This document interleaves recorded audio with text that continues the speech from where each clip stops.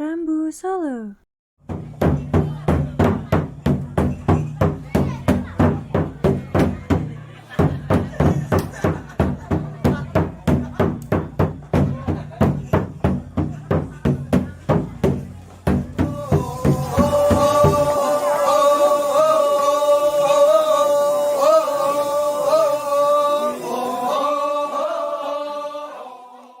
Rambu Solo merupakan salah satu upacara adat paling penting bagi masyarakat Toraja.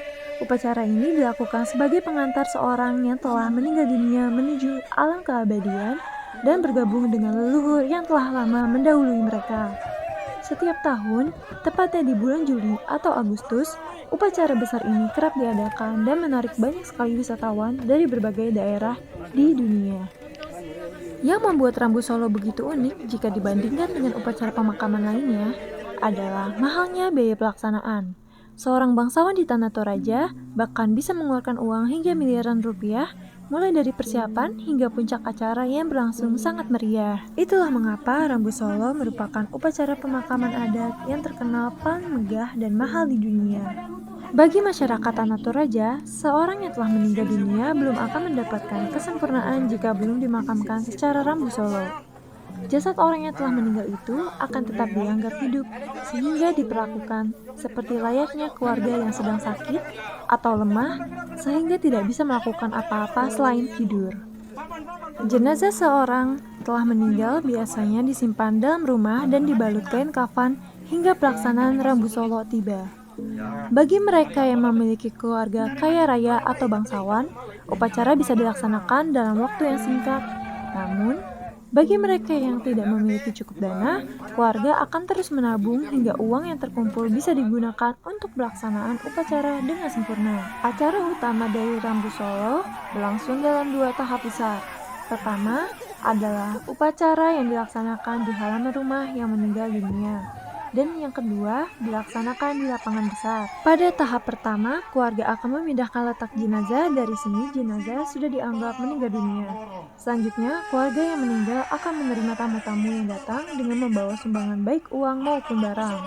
Akhir dari tahap pertama ini ditandai dengan penyembelihan babi dan kerbau, lalu memasukkan jenazah di dalam kotak. Upacara tahap kedua dilakukan dengan mengarak jenazah hingga akhirnya sampai di lapangan. Setelah proses ini selesai, keluarga akan menerima tahu dan membicarakan berapa banyak kerbau yang akan dikorbankan.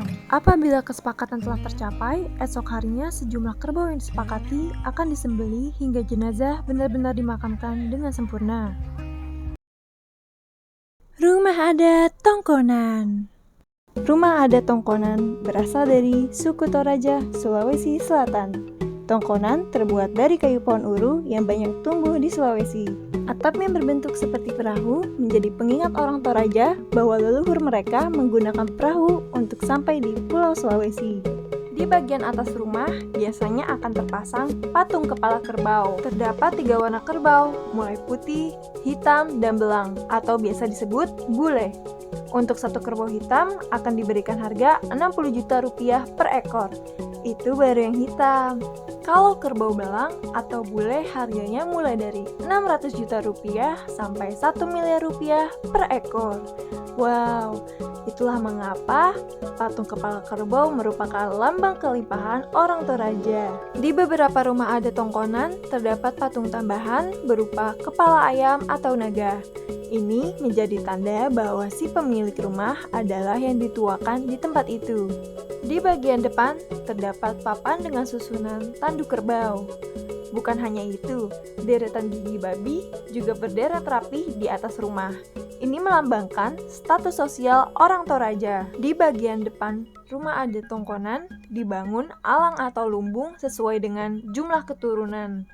Alang memiliki lambang ukiran ayam dan matahari di atas bangunan yang merupakan lambang kemakmuran orang Toraja.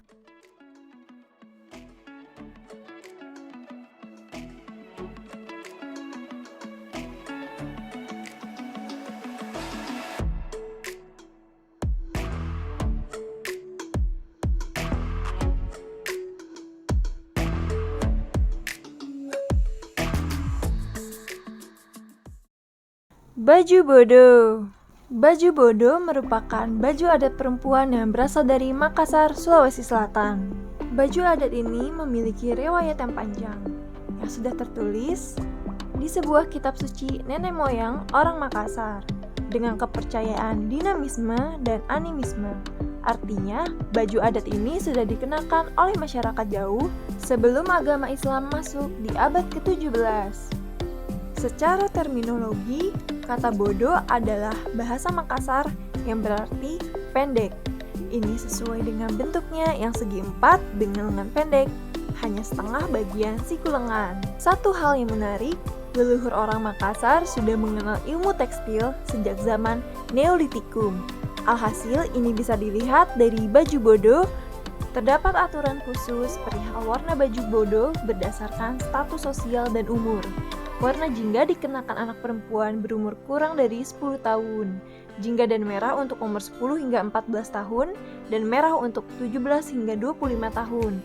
Sementara itu, warna putih dipakai oleh pembantu dan dukun. Burung maleo. Burung maleo atau nama latinnya Macrocephalon maleo adalah satwa endemik Sulawesi dan tidak akan ditemukan di tempat lain di dunia. Burung ini hanya ada di Pulau Sulawesi dan populasinya sekarang semakin berkurang. Keunikan burung maleo adalah hanya akan bertelur sebutir dalam satu musim. Belum lagi aksi si pencuri alami seperti babi hutan dan biawak. Maleo memang tidak mengerami telurnya, dikarenakan setelah bertelur, ia akan mengubur telurnya dengan menggali lubang sampai anak burung itu menetas sendiri. Agar dapat bertahan dan menetas, telur harus dikubur di tempat hangat bersuhu 32 hingga 35 derajat Celcius, seperti di pasir pantai atau kawasan yang dekat sumber air panas.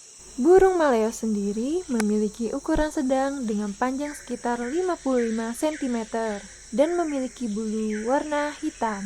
Kulit di sekitar mata berwarna kuning dengan iris mata merah kecoklatan dan kaki abu-abu. Maleo mempunyai paruh jingga dan bulu sisi bawah merah muda keputihan. Di atas kepala terdapat semacam tanduk atau jambul keras berwarna hitam. Ukuran betina lebih kecil dari jantan dengan warna lebih gelap. Tari kipas. Tari kipas atau yang biasa dikenal tari kipas Pakarena merupakan kesenian masyarakat Goa yang sering dipentaskan untuk mempromosi pariwisata Sulawesi Selatan. Dalam bahasa setempat, Pakarena berasal dari kata karena yang memiliki arti main. Tarian ini sudah menjadi tradisi di kalangan masyarakat Goa yang merupakan bekas kerajaan Goa. Tidak ada yang tahu persis sejarah tarian ini. Namun, menurut mitos, tarian Pakarena berawal dari kisah perpisahan antara penghuni Botinglangi atau negeri Kayangan dengan penghuni Lino atau bumi pada zaman dahulu. Konon, sebelum berpisah, penghuni Botinglangi sempat mengajarkan bagaimana cara menjalani hidup, bercocok tanam, beternak, dan berburu kepada penghuni Lino melalui gerakan-gerakan badan dan kaki. Kemudian, gerakan-gerakan itu pula yang dipakai penghuni Lino sebagai ritual untuk mengungkapkan rasa syukur kepada penghuni Botinglangi. Tarian kipas memiliki aturan yang cukup unik, di mana penarinya tidak diperkenankan membuka matanya terlalu lebar. Sementara, gerakan kakinya tidak boleh diangkat terlalu tinggi. Tarian ini biasanya berlangsung selama sekitar 2 jam, jadi penarinya dituntut untuk memiliki kondisi fisik yang prima. Ekspresi kelembutan akan banyak terlihat dalam gerakan tarian ini, mencerminkan karakter perempuan Goa yang sopan, setia, patuh, dan hormat terhadap laki-laki pada umumnya, khususnya terhadap suami. Setiap pola tarian mempunyai maknanya sendiri, seperti gerakan duduk yang menjadi tanda awal dan akhir pementasan tarian Pakarena. Gerakan berputar searah jarum jam melambangkan siklus hidup manusia, sementara gerakan naik turun mencerminkan roda kehidupan yang kadang berada di bawah dan kadang di atas. Pohon eboni. Pohon eboni merupakan flora endemik Sulawesi. Jenisnya yang terkenal adalah Diospyros celebica dan Diospyros rumpi. Jenis kayu ini termasuk kelompok kayu indah dalam perdagangan di Indonesia. Daerah sebaran alami eboni dan wilayah ekspor terbanyak berasal dari Sulawesi Selatan, Sulawesi Tengah, Gorontalo, dan Sulawesi Utara. Meskipun terbilang indah dan memiliki nilai jual tinggi, pohon eboni sudah masuk dalam kategori tanaman langka yang dilindungi oleh pemerintah Indonesia. Pasalnya, tanaman kayu ini mengalami pengurangan di habitat aslinya secara masif. Para pembalak mengincar kayu hitamnya karena memiliki kualitas yang bagus. Pohon eboni atau eben menghasilkan kayu berwarna hitam dengan garis-garis coklat kemerah-merahan. Tinggi pohon dapat mencapai 40 meter dengan diameter batang mencapai 100 cm dan memiliki banir yang tingginya bisa 4 meter. Eboni tumbuh pada berbagai jenis tanah asalkan tidak terlalu asam. Musim buah eboni biasanya sekitar bulan September sampai dengan November dengan jumlah bijinya 1.100 per kilogram. Biji tua eboni berwarna coklat kehitaman berbentuk bulat panjang 2-5 cm. Kayu eboni sangat artistik dengan teras kayunya yang berwarna hitam dengan garis-garis coklat dan coklat kemerahan, mengkilap, halus dan awet.